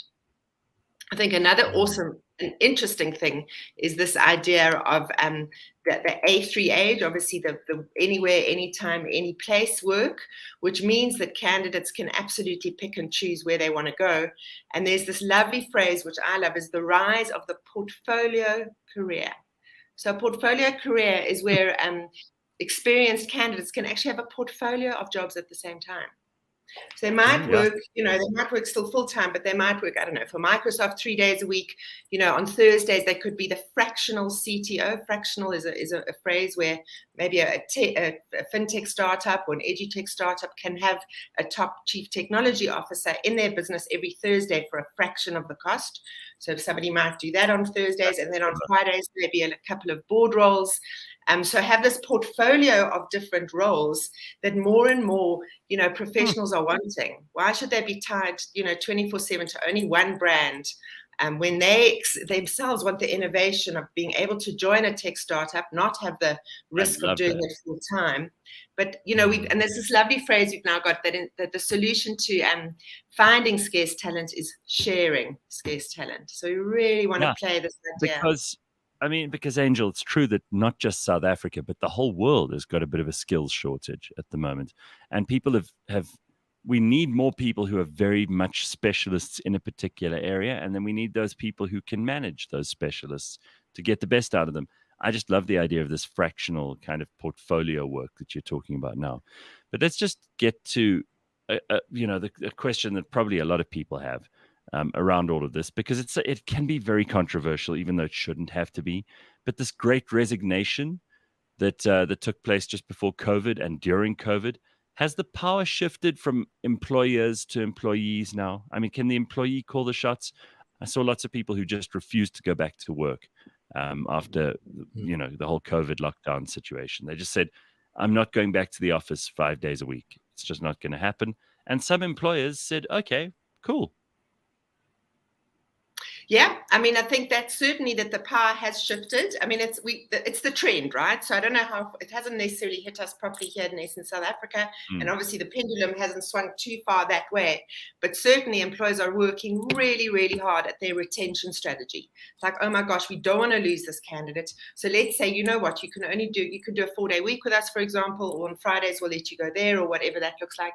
But now there's this phrase also coming in, which is the boomerang effect, which is also global. We've only just heard of that, where people are saying, well, that's it, I don't want to work at all, and then actually coming back to their place of work and saying, well, can you re-employ me? Before, in the recruitment world, there was no way you'd re-employ somebody if they left. What was their loyalty like? But actually, more and more now, employers are saying, please come back on your terms, because the intel that you have for our company is absolutely crucial. But I think it's a matter of joint responsibility, really. I think there's wonderful sort of examples of when people get interviewed for a job. Before it was, well, what can you bring to this company for us? And then the question from the candidate would be, well, tell me a bit about your culture. Or the employer saying, well, where do you see yourself in 5 years? And the candidate going, well, what possible opportunities do you have for me in 5 years? Or how do you handle pressure? Well, tell me about your employee wellness program.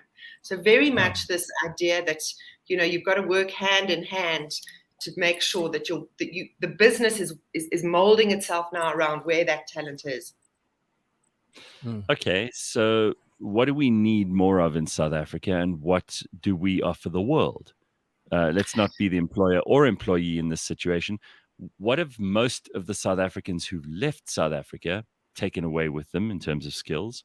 And what do we require the most here?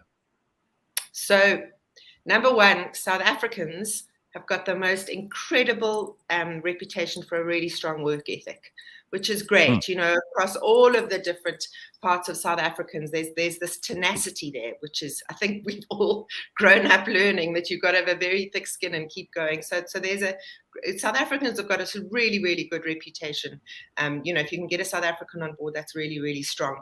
But we're needing them, obviously, in our manufacturing and engineering, in our consumer, in our fintech, financial services, cybersecurity. Is a huge thing. Right. Obviously, every business is going online, no matter what the industry. So cybersecurity specialists who can, you know, look out for cyber attack and future-proof your tech, everybody wants them.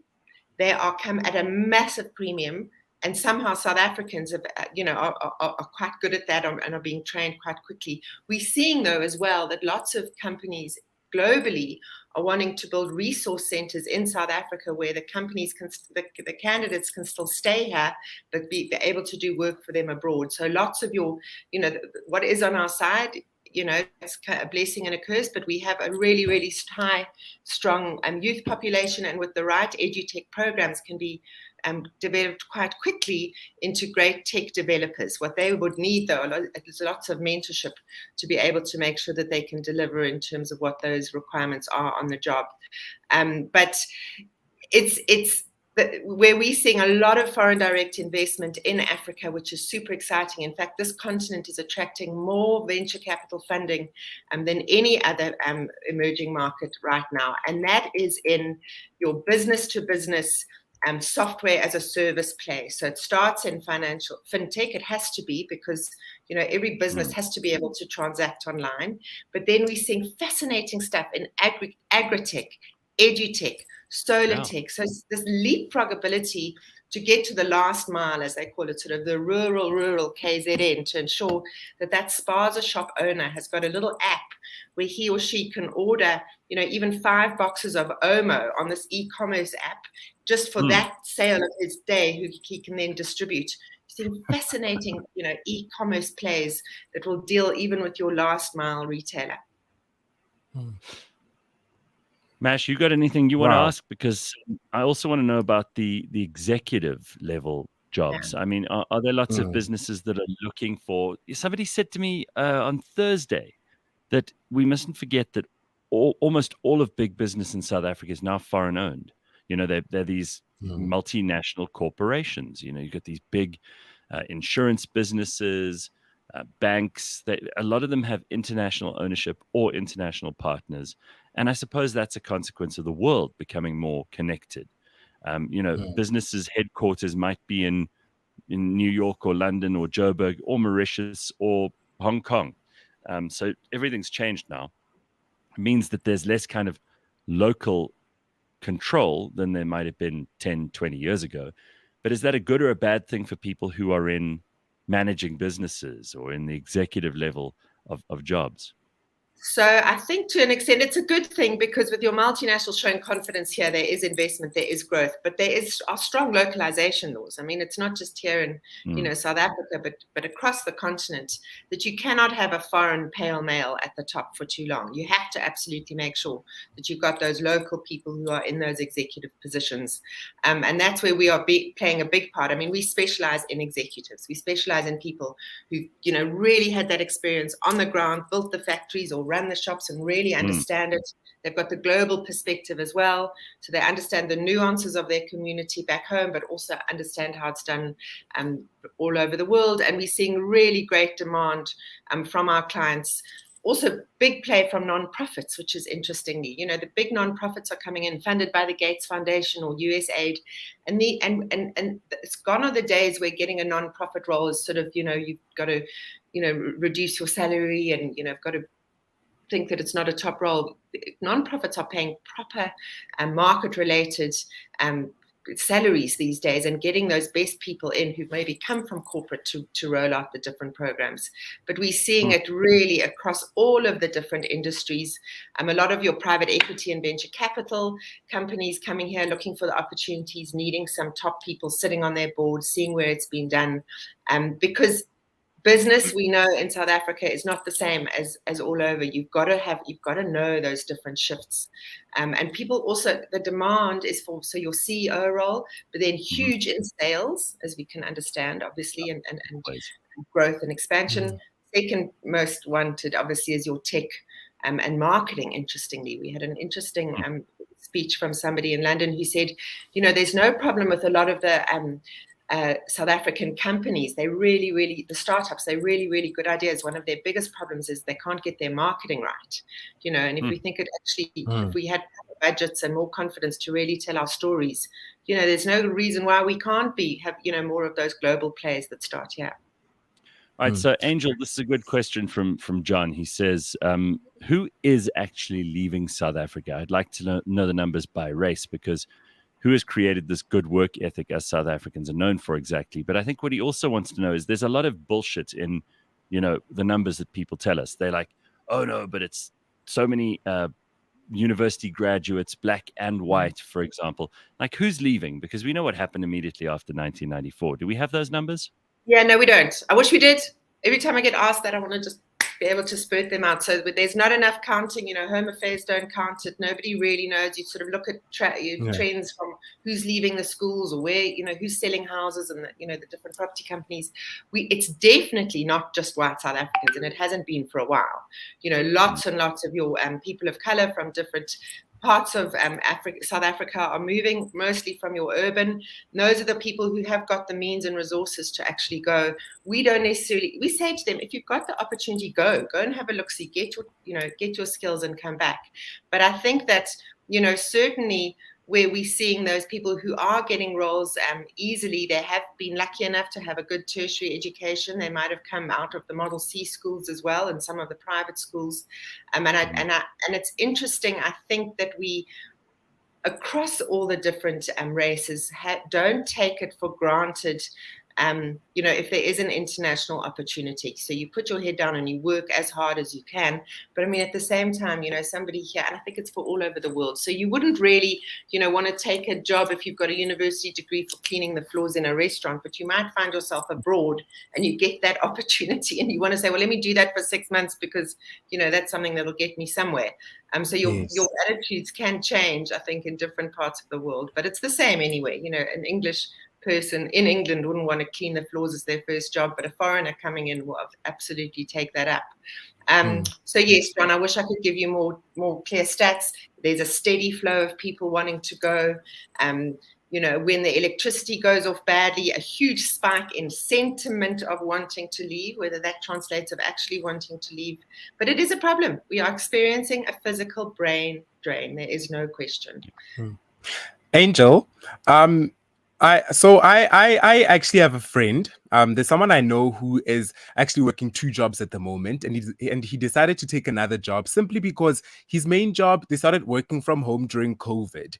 And now things are starting to change up a bit, because now main job is saying, listen, you guys might have to come back to the office starting from 2023. And now he is caught in this dilemma. Because he's saying, listen, I do not think I have the time, or I don't think my company that I'm working for is supportive of people actually taking something else on the side and so forth. So I wanted to find out, in terms of the portfolio career that you spoke of earlier, which industries or which sectors are actually welcoming of this, if any, in this country? So it's we right at the start of it, Mash, that this trend is starting to come in. Employers are panicking about the Great Resignation. What is there for a retention strategy? But the idea of the 4-day work week, a PwC report has just shown how well it's actually worked for so many different employers. But another global survey has said that 61% of professionals would quit their current job for a fully remote opportunity. And we're seeing that the remote, I mean, it's so crazy. We looked at our own trends, but then I sort of Googled the other day, what are the industries where remote works best? And there were 7 on one survey, starting with customer support, banking and finance, health and wellness, medical science, art and entertainment, legal. Then another one said 4 top industries: information technology, digital marketing, construction, customer services, and other ones which talk about cybersecurity, education, even construction. You can do a project management role from home, not necessarily having to be on site. So short answer is most industries. But I think if your colleague and your mate likes what he's doing, there is absolutely, the power has shifted. And I think this is the big education job we really want to go and do to all the different corporates around, is to go work hand in hand. So if he would go and say to them, listen, I understand you might want me hybrid, and I get that maybe the face-to-face works. Would you be comfortable with me in 2 days a week, or 3 days in 1 week and then 2 days, or whatever that looks like? But I think it's also that as much as the power's gone to the candidate, I think that needs to be that mentality of honesty and hand in hand, and how can we do this best, and let's try something. Let's see if we are as productive face to face in a workshop versus remotely. But I don't think we can get away from the physical. I think this hybrid does have to be important. I think when we do bring on a fractional chief marketing officer or fractional CTO, that's an important role. It is important to have that those first interactions should be face to face. You understand them, you get to know. I mean, people are probably already nervous. They're like, well, we only get this guy one Thursday every month. We want him to be worth it, So people they're not exactly spreading money around because there isn't so much to go around. So, Angel, you mentioned earlier that South Africans are in high demand because we've supposedly got a good work ethic, which I've also heard. But which countries, because we know this is happening, are actively poaching South African talent? So the UK, but a big is Europe. Really? The Netherlands in particular. Oh, really? They know that, a lot of people can understand Afrikaans. They know that, the tertiary education here is strong. There is a massive shortage of talent in the Netherlands, in Europe, across everywhere.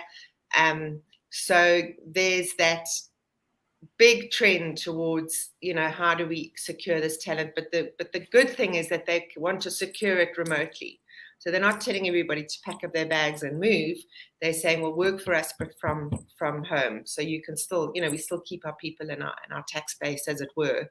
The States, any strong person, especially from a tech point of view, from a strategic point of view, from finance, from digital marketing, it's quite interesting that it's really across the board. And obviously, we know our health workers, that's often a physical move. Many of our top nurses, we train them so beautifully, these doctors so well, and then they get nabbed. And often you can't necessarily blame people. This is a better salary, it's a more secure role. As much, they've done their as a lot of people are saying in the comments too. I mean, that whole Discem situation the other day with that memo that was leaked has made a lot of people feel, okay, well, if there's no promotion and there's no opportunity for a white guy, for example, or even a white girl, or even, let's say, an Indian girl, colored girl, maybe there are some jobs that, black people feel that way about. It's this does kind of affect the way that people look at their futures. They go, where do I have the best shot at being able to make a life for myself?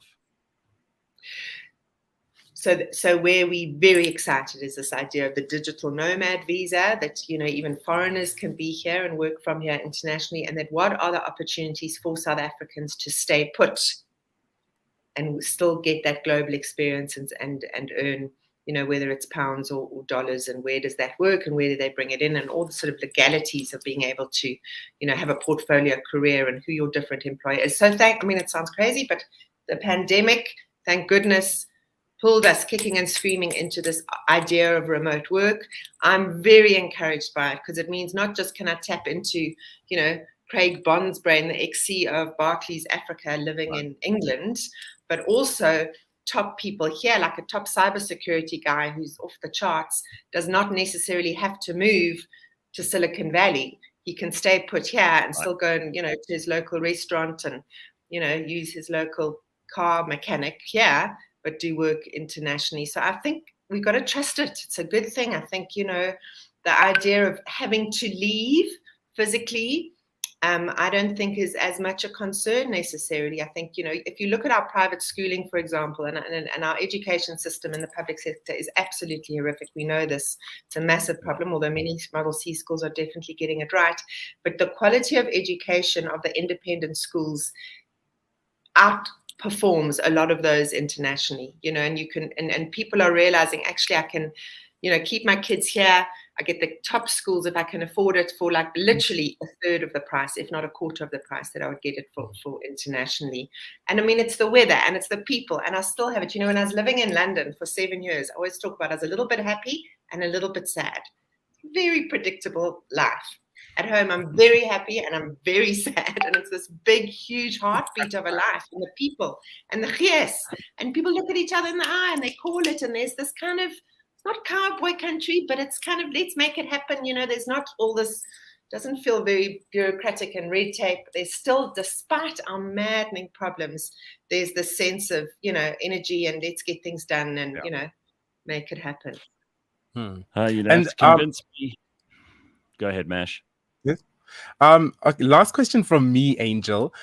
So versus people actually working abroad in South Africa remotely versus people actually going abroad to work that side. You just mentioned now that in terms of South Africa, there's the energies, there's that gees that people actually would prefer to stay this side for. And that is something that, we as South Africans, I remember Gareth the other day was talking about December. we have a certain vibe this side that people just don't want to get away from. And it's something so beautiful. But when people do go abroad, when the fractional executives go abroad to take positions that side, is there demand among South Africans, or rather among South Africa in general, for them to actually give back to Africa? I like this question, Mash. It's an interesting one. When we first launched the Homecoming Revolution brand, early days, and in fact we were a non-profit for the first couple of years of our life, and it was all about contribute, come home, contribute, and it started getting quite quickly into this oh, poor Africa, we're going to come home and rescue you, as if we couldn't really get it done ourselves. So we steer clear of people who think that now they're going to come rescue us, whether it's, with remote skills or whatever. And this idea of mentorship and volunteering, it's there, it happens. But, and obviously there's the desire to do it. But where we say is this is really exciting, properly paid work, and this is proper stuff, and the tech stuff that you could be doing in startups is really different and innovative and fun. And, I remember when I was working in London for the Saatchi brothers, I remember, suggesting some stuff and they go, oh no, that's been done before. And then when I came home and I suggested, people go, oh, that's never been done before. Just different ways of approaching it. So to answer your question, yes, there is a desire to give back, and certainly Brand South Africa runs play their part thing, the Nelson Mandela Foundation. There are plenty of ways South Africans can get involved with donations or volunteering or mentoring, but we very clearly are playing in this paid workspace. We're an executive search firm. We find executives from wherever they are for companies who will pay on the whole market-related salaries, for this talent. They know that they need it, and they know that even, we also offer, for example, sector specialists. So even an investment firm who wants to maybe buy a rubber factory in rural Uganda can have even 1 hour with some expert who's done that before. That 1 hour of insight outweighs 6 or 7 or 8 months of research of trying to find out how it could or couldn't be done. So there's nothing that beats, really being able to talk to people with the experience, with the knowledge, with the talent. And that, that it's not necessarily a premium it comes for, but it that talent is paid to do what they're good at. Thank you, Angel. It's always good to catch up with you and see what you're doing and what you've learned and how you can share that information with us, which you have this morning. And I thank you for it. I hope we'll see you soon. And thanks, Mash, guys. Appreciate it. cool. Pleasure. Thanks, Mash. We will see you tomorrow, everybody. Have an awesome week.